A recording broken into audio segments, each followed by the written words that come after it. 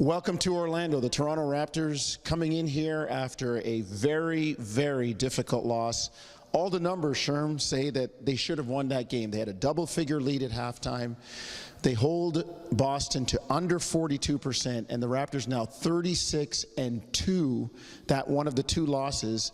When they hold a team under 42% the last couple of seasons, they had a double-digit lead at halftime. Yeah, and they shot over 52% from the floor. And you think about some of the negative numbers. The Raptors left 11 points at the free throw line. You can't do that in a tight game. And also 16 turnovers for the Raptors that led to 22 points. So some issues there on some sides of the basketball, but they still had a chance to win this game. But it was a phenomenal finish by the Boston Celtics, outscoring the Raptors 32-19 in the fourth. Dwayne Casey talked about Sherm. He liked the fight. And you have to like the fact that, as we said, they held Boston to under 42% shooting. The game seemed to change in the third quarter after the Raptors got that 18-point lead.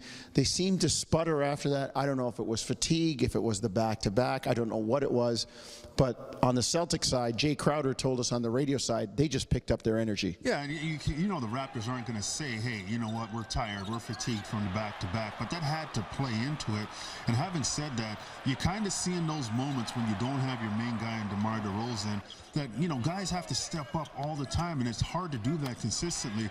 And we saw them struggle being that team that could put their foot on someone's throat and close out the Boston Celtics when they had the chance to. And it's one of those things that guys can only raise their level for a certain period of time. You can't expect them to do it on an extended period. And that, to me, is a difficult thing to overcome for the Raptors. And Boston, I give them credit. I mean, they played really hard in this game.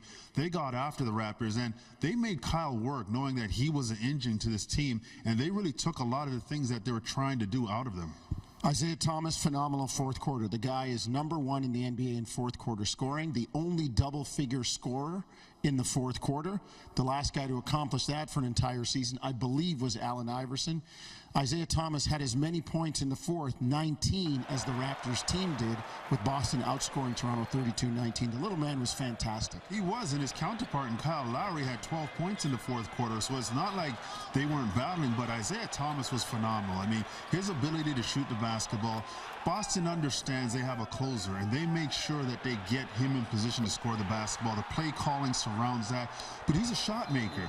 This is a guy who can get it going at any point. In the fourth quarter really becomes special because he really gets intense and he gets the shots that he wants. Such a difficult matchup. I would have liked to see the Raptors maybe switch up and try to take the ball out of his hands, but credit Isaiah Thomas. He's in attack mode, and he's been doing it all season long. And the fact that Boston has a guy they can say, hey, go score the basketball late in the games, that's a luxury. The Raptors lose and remain in the third seed for now, as the Celtics win it 109-104. Remember, for all your information on the Toronto Raptors, keep it locked on Raptors.com.